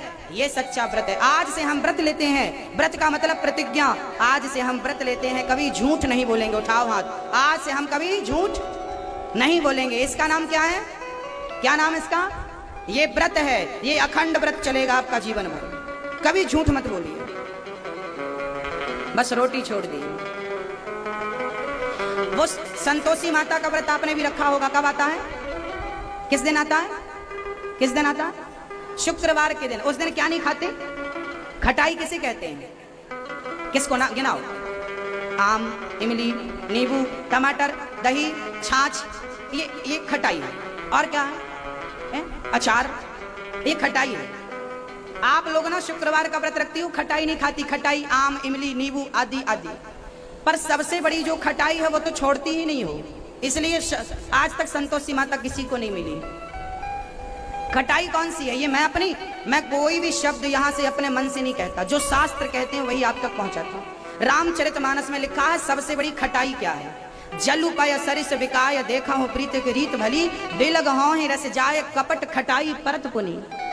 दूध और पानी को मिला दो और थोड़ा सा नींबू निचोड़ दो तो नींबू की खटाई से दूध फट जाता है। दूध की खटाई केवल नींबू की खटाई केवल दूध को फाड़ती है, पर कपट ऐसी खटाई है कि पति पत्नी के बीच में कपट की खटाई पड़ जाए तो पति पत्नी के रिश्ते फाड़ देती है। भाई भाई के बीच में कपट पड़ जाए तो भाई भाई के रिश्ते फाड़ देती है। ये कपट तुमने छोड़ा नहीं और नींबू छोड़कर बैठ गई। ये मैं नहीं कहता, शास्त्र कह रहे हैं। कपट सबसे बड़ी खटाई है। हाँ मेरी माँ, कपट छोड़ने की जरूरत है, अहंकार छोड़ने की जरूरत है, निंदा चुगली छोड़ने की जरूरत है, रोटी छोड़ने की जरूरत नहीं है। हाँ, सोमवार का व्रत है तो भोजन मत करो, फल फूल खाओ, अच्छी बात है। एकादशी का व्रत है। पहले झूठ। एक मैया बोली गुरुजी मैं प्याज नहीं खाती, और वो सब जगह जाके गाना गाती, मैं तो प्याज नहीं खाती, मैं तो लहसुन नहीं खाती, सब जगह गाना गाती थी। प्याज ना खाना अच्छी बात है, लहसुन ना खाना अच्छी बात है। एक दिन हमने देखा कि वो कहती मैं लहसुन नहीं खाती, प्याज नहीं खाती, पर पड़ोसन के घर पे बैठ कर ना बहू की बातें कर रही थी, बुराई कर रही, मेरी बहू तो ऐसी है, मेरी बहू की हजार बुराई, हजार चुगली कर रही थी। हमने कहा माँ तुमने प्याज छोड़ दिया, लहसुन छोड़ दिया, पर निंदा और चुगली नहीं छोड़ पाई, इससे अच्छा तो प्याज खाओ, कम से कम ये छोड़ दो। प्याज इतनी भी बुरी नहीं है जितनी बुरी निंदा और चुगली है। ये तुमने छोड़ा नहीं और प्याज छोड़ के बैठ गई। इसका अर्थ ये नहीं है कि मैं प्याज खाने का कह रहा हूं, मैं ये कह रहा हूं कि पहले निंदा छोड़ो, चुगली छोड़ो, कपट छोड़ो, ये तो छोटी छोटी बुराइयां। 6 महीने तक ध्रुव जी ने तप किया, ओम नमो भगवते वासुदेवाय मंत्र का जाप किया। 3 दिन में एक बार बेर खा करके भजन करते, 6 महीने में एक बार, दूसरे महीने में 6 दिन में एक बार, ऐसे करते करते ध्रुव जी ने अंत समय 6वें महीने में पांव के अंगूठे के बल खड़े होकर जो परमात्मा का चिंतन किया, भगवान प्रकट हो गए ध्रुव जी महाराज के सामने। भक्त की एकाग्रता, भक्त की एकाग्रता, भक्त का प्रेम भगवान को मजबूर कर देता है आने के लिए। भगवान प्रकट हो गए, ध्रुव जी ने स्तुति करी, योऽन्तः प्रविश्य मम वाचमिमां प्रसुप्तां संजीवयत्य खल शक्तिधरः स्वधाम्ना अन्यस्तहस्तचरणश्रवणत्वेगादीन् प्राणान् नमो भगवते पुरुषाय तुभ्यम्। ध्रुव जी महाराज ने भगवान का दर्शन किया, कहा पुत्र वरदान मांगो। ध्रुव जी ने कहा प्रभु आपका दर्शन हो गया, यही मेरा वरदान है, कुछ नहीं चाहिए। भगवान ने 36,000 वर्षों का खंड राज्य दिया। ध्रुव जी गए हैं, अपने भाई अपनी माँ से मिले हैं, यक्षों ने मार दिया उनके भाई को, यक्षों को मारकर बदला लिया है। कुबेर जी ने भक्ति दी है, मनु जी ने ज्ञान दिया है। ध्रुव जी महाराज 36,000 वर्षों का राज्य भोग करके विमान में चढ़ करके और परम धाम को पहुंच गए। बोलिए ध्रुव जी महाराज की। भगवान परम धाम को पहुंचाते हैं।